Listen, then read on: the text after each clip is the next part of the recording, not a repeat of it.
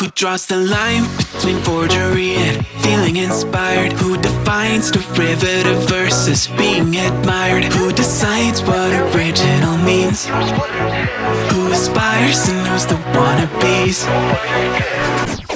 Upon the shoulders of giants, I've got a long way to drop. Oh, I never get here on my own. See the view from the top.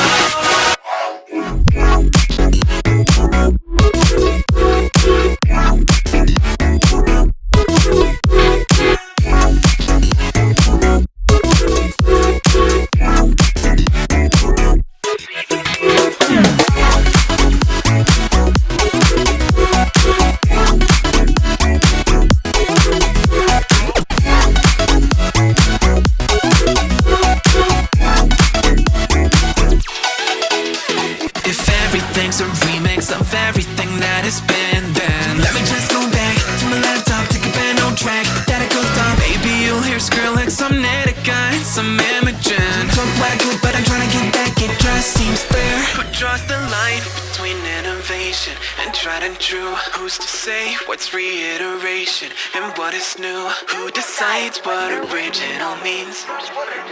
Who aspires and who's the wannabes?